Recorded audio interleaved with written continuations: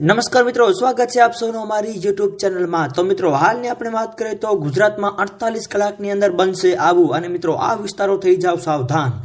તો મિત્રો, વિડીયો ગમે તો વિડીયોને લાઈક કરો, શેર કરો, કમેન્ટ કરો, અને મિત્રો આવત સાથે સહકાર પણ આપતા રહેજો।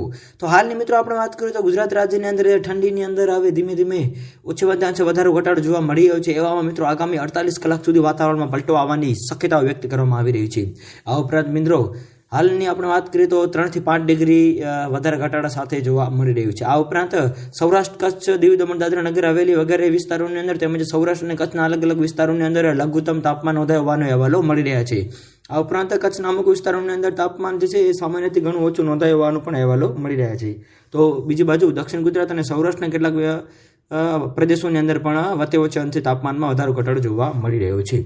જેની મિત્રો બીજી બાજુ આપણે વાત કરીએ તો વેસ્ટર્ન ડિસ્ટર્બન્સની અસરના ભાગરૂપે ઘણા બધા રાજ્યોની અંદર 30 થી 40 કિલોમીટર પ્રતિ કલાકની ઝડપે પવનો ફૂંકાવાની પણ હાલ શક્યતાઓ જે છે એ વ્યક્ત કરવામાં આવી રહી છે। અને સાથે સાથે વરસાદ, કમોસમી વરસાદ તેમજ ઠંડા પવનોને કારણે 2 થી 3 ડિગ્રી તાપમાનનો ઘટાડો જોવા મળે એવું હાલ અનુમાન લગાવવામાં આવી રહ્યું છે। આ ઉપરાંત મિત્રો હવામાન નિષ્ણાતોના જણાવ્યા અનુસાર એક પશ્ચિમી વિક્ષોભના કારણે એટલે કે મધ્યપ્રદેશ અને રાજસ્થાન સહિત અલગ અલગ વિસ્તારોની અંદર ફેબ્રુઆરી મહિનાની અંદર ઠંડીનો એક બીજો રાઉન્ડ આવી શકે એવું હાલ અનુમાન લગાવવામાં આવી રહ્યું છે। આ ઉપરાંત મિત્રો ફેબ્રુઆરી 4 થી 8 તારીખ દરમિયાન અરબી સમુદ્ર અને બંગાળની ખાડીની અંદર ભેજવાળા પવનો અસર કરે અને જેની અસરના ભાગરૂપે હવામાનની અંદર એકાએક પલટો જોવા મળે એવું પણ હાલ અનુમાન લગાવવામાં આવી રહ્યું છે।